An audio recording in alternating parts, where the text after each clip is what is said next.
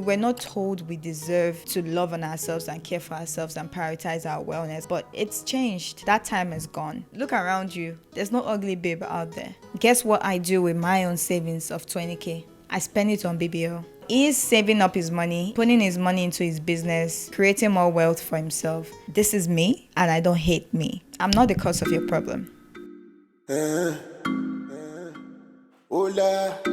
Hello and welcome back to the channel, friends. And if you're just seeing this hot chocolate for the first time, hey, this is Tinuola, and on this channel I share valuable content. I'm all about making you look your best, feel your best, and live your best life. So please consider joining this thriving family by clicking on the subscribe button down below. So in today's video, I'm gonna touch on getting dragged on TikTok of recent because of my hair tutorial video showing my natural hair and using another extension. So I'm going to touch on that, but that's not the focus of today's video. That video actually inspired me, and all the drama that happened, it inspired me to come here and talk about self-esteem, body image issues, and navigating the beauty standards as a Black woman. I'm going to be sharing my unpopular opinion, and I know that this is a sensitive topic because everybody has different views on this, which I decided to come and voice mine. Now, first of all, when it comes to people's bodies, we are not in a position to dictate to them what they should do to their bodies and if they should make any changes or not. But for anybody that wants to maybe heighten their look, maintain their beauty, because let's be honest, as women, we need certain maintenance because our body is different from the men. Our body changes a lot. You give birth to one child, you change. There are so many factors that make us change, and there's nothing wrong with having body goals. I do not believe in self-denial. I believe in self-acceptance. And self-acceptance is me being comfortable with myself, comfortable in my skin, loving myself and accepting what I have, who I am. That doesn't mean I wouldn't have body goals. That doesn't mean I'm in denial of where I'm at right now. If, for example, I am weighing 400 pounds, I'm not going to hate myself for weighing 400 pounds. I accept and understand where I'm at. I accept what I have. This is me, and I don't hate me. However, I do have body goals that I'm actively working on to lose this weight. So I will consult the professionals I need to consult. I will change my lifestyle habits to a healthier lifestyle habits to achieve my body goals. However, I am not trying to become a particular person that I'm not, because my features are different.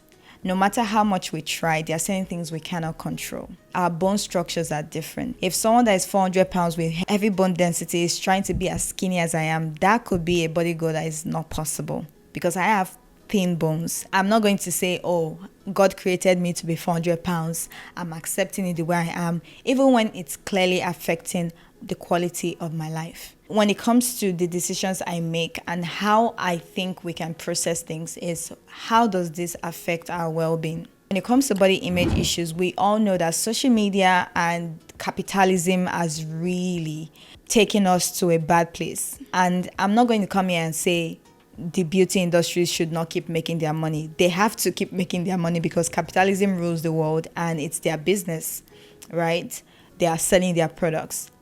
It's left for us to now redefine what they are setting as beauty standards for ourselves. That is where representation comes into play. If you look at the beauty industry, let's even say, even all industries, let's say 20 years back, the models they will cast on their websites are very much different from the models that we are seeing today from some of these popular brands. 20, 30 years ago, the models are perfect, skinny, flawless skin, highly photoshopped models, right, in the pictures. Nowadays, you're seeing more representation. You're seeing models with disability. You're seeing models with stretch mark if you want to buy certain panties. Like, there are some brands I see these days that are really pushing things like that, and I'm really proud of them. I'm like, yeah, this is what we need. That is what people talk about when they say representation, because we're not trying to paint the picture perfect every single time. So there's progress in terms of representation, in terms of embracing our natural features, our natural beauty. But I feel like there's still a long way for us to go. The question some of you might be asking is, well, who defines what is right for me and what's wrong for me? Who defines what's extreme and what's just maintenance? I think the answer is simply your conscience. We cannot lie to ourselves. We know when we are going towards the extreme. There's a difference between I'm just putting on makeup, I'm going to do my pedicure, manicure, I'm changing my hairstyles, than I'm going to do BBL. Now, I'm not against BBL girls. Some people do these things because of their hustle. Someone like Black China is someone I really respect. I like what she's doing right now, the positive change she's pushing. But if you look at someone like her, there was nothing wrong with her. Even as a teenager, before she got those surgeries done, there was actually nothing wrong with her body. Her body was perfectly fine and beautiful. And that exactly is the problem. It is not that people that need to do certain procedures can't do it. Take, for example, Ozempic. A lot of people that don't have diabetics, that are not even overweight, are taking Ozempic just so that they can lose weight. They're not ready to improve their lifestyle habits. The new trend is like skinny thick, right? That's why the Kardashians that were super thick before, they are losing weight. At the end of the day, all these standards that are being set for us, it favors a particular group of people, and it's mostly white features. Have your hair straightened out or maybe slightly wavy, have a pointed nose, your lips should be thin and slightly full, but not too full, not too thick. Your skin should be fair, We as Black women, we need to be very honest with ourselves. The question is, why are we doing the things we are doing? The next question is, how far are we willing to go? A lot of these things that we're doing in the first place is to attract men. Let's just be honest. I know some people will be like, it's not true. I don't care. I just want to look good for me. Really? So who told you don't look good? The truth is, we're actually doing a lot of these things for the men. Now, the question is, what are the men doing for us? I hear crickets, literally nothing. They are even happy. We're making them feel good because they feel like we're doing all these things for them just to attract them. But they, on the other hand, they are not even bothered. They don't even want to cream their body. They don't even want to go to the gym. The barest minimum. But we have so much pressure as women, especially as Black women. The pressure is insane. It's getting worse day by day. Is it the skin whitening industry we want to talk about? It's $1 million industry. Is it the colorism or texturism we want to talk about? There are so many things going on that we are constantly having to battle to navigate. The next question is, what is enough? Because the trends will never stop. The beauty industry will continue to make their money. But what is enough to you? I just need to get this one surgery done. I just need to get this done and I'll be fine. You get that done and you're still not enough. You still feel like, nah, I don't look good enough. Well, I have the money, I can get more done. You get more done and you're still not happy. You're still not happy because it was never about your body. Your body was fine. It's about the mentality that you're not enough. So the question is, when are you going to be enough for yourself? Take, for example, I'm working and earning 60K per year. My fellow male colleague is earning the same amount of money.